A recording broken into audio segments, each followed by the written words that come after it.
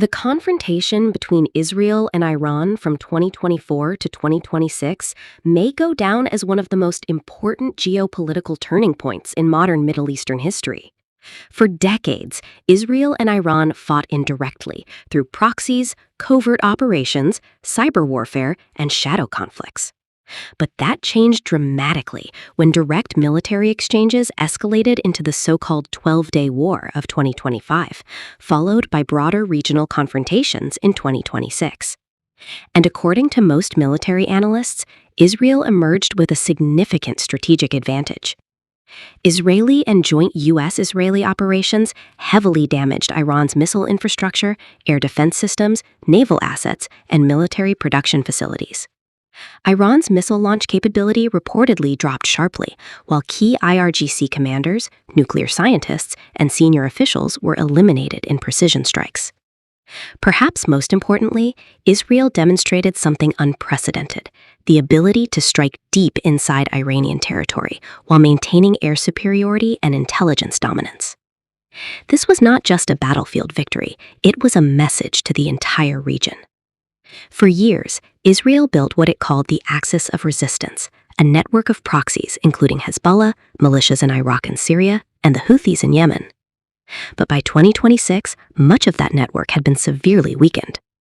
Hezbollah suffered major losses, Syria's strategic landscape changed after Assad's decline, and many Iranian-backed groups were no longer capable of opening multiple fronts against Israel. This shifted the regional balance of power dramatically. In the eyes of many Gulf Arab states, Israel increasingly appeared as the strongest military force in West Asia and a capable counterweight against Iran. Quiet security cooperation between Israel and some Arab states reportedly deepened, even though public criticism of Israeli actions remained strong. At the same time, Iran found itself increasingly isolated. Russia avoided direct involvement, China called for stability but stayed cautious, and Tehran discovered that his allies were unwilling to fully enter a direct war with Israel.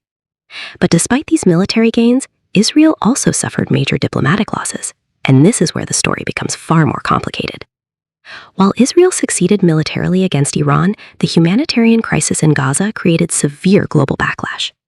International protests expanded across Europe, North America, Latin America, and parts of Asia. Human rights organizations accused Israel of disproportionate force, while legal debates at international institutions damaged Israel's global image. Even some Western allies became increasingly uncomfortable supporting Israeli operations without conditions. So today, Israel occupies a very unusual geopolitical position. It is arguably stronger militarily than ever before. Its deterrence has increased, its enemies have been weakened. But diplomatically, Israel has also become more polarizing than at any point in recent decades. Its hard power grew dramatically, its soft power declined significantly. And that creates a major long-term question for the future of the Middle East.